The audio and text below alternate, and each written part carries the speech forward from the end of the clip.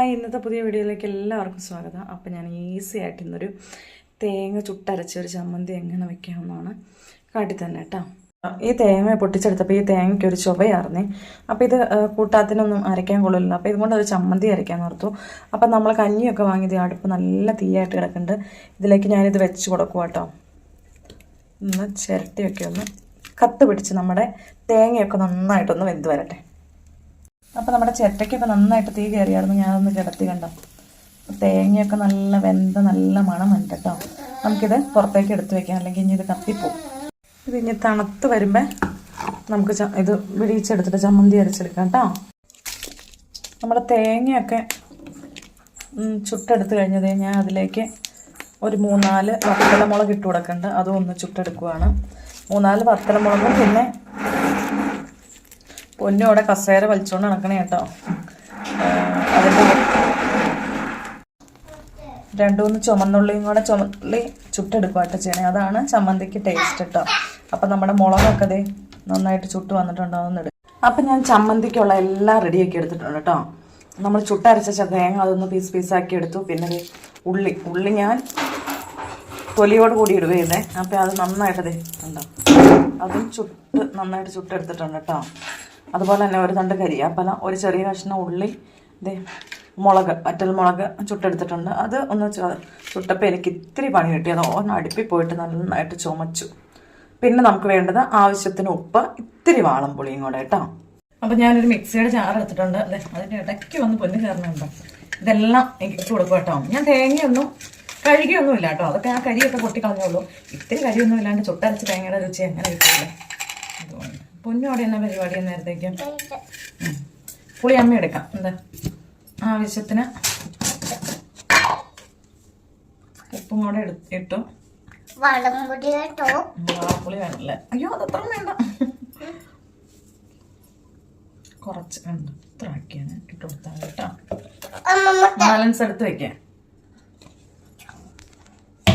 പൊന്നോന് ഈ സംഗതികളെല്ലാം അറിയാം എവിടെ ഇരിക്കണേന്ന്.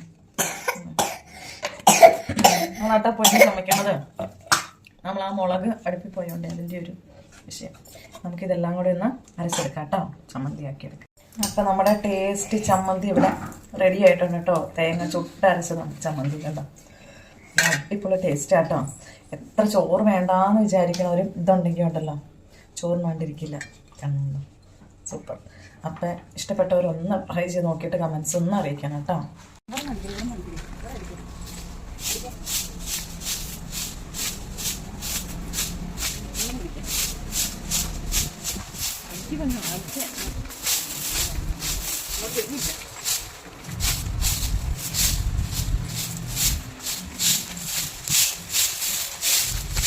പൊന്നു എന്നെ മിറ്റടിക്കാൻ സഹായിക്കുന്ന കേട്ടോ.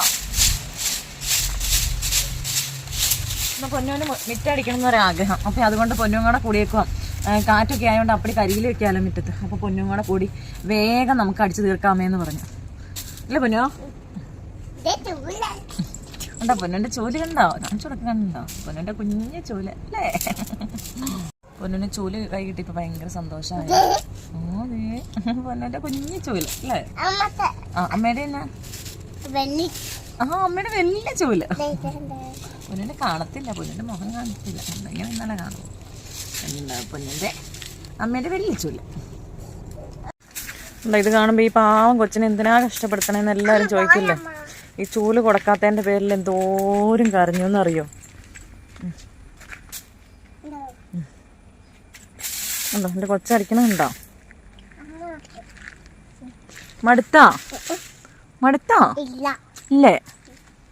കൂട്ടുകാരെ, അപ്പം ഇന്നത്തെ പുതിയ റെസിപ്പി കാണിച്ചു തരാം. കഴിഞ്ഞ ദിവസം ഞാൻ ഏത്തക്ക വറുത്തതിൻ്റെ തൊലിയാട്ടോ. അത് നമുക്ക് നന്നായിട്ട് തോരൻ വെക്കാം. ഇത് ഇപ്പോൾ ചെറുതായിട്ട് കുറച്ച് ഞാൻ ഇതിൽ അരിഞ്ഞിട്ടുണ്ട്, ബാക്കിയും കൂടെ അരിയണം കണ്ടോ. ഈ രീതിയിലൊന്ന് അരിഞ്ഞെടുക്കണം. ഇത് ഫുള്ളൊന്ന് അരിഞ്ഞെടുക്കാം കേട്ടോ.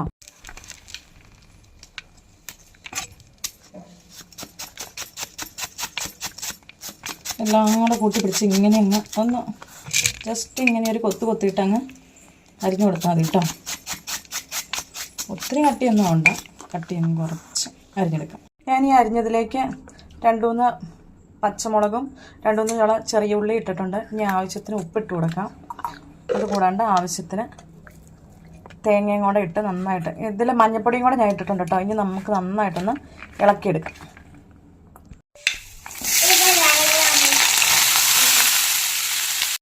അടുപ്പത്ത് പാൻ വെച്ച് എണ്ണയും ചൂടായി കടുകും മൂപ്പിച്ച് കരിയാപ്പലയും മൂപ്പിച്ചെടുത്ത് അതിലേക്ക് ഇതും കൂടെ ഇട്ട് മിക്സ് ചെയ്തിട്ടുണ്ട് കേട്ടോ. ഇനി വെള്ളമൊന്നും അല്പം പോലും ഒഴിക്കണ്ട.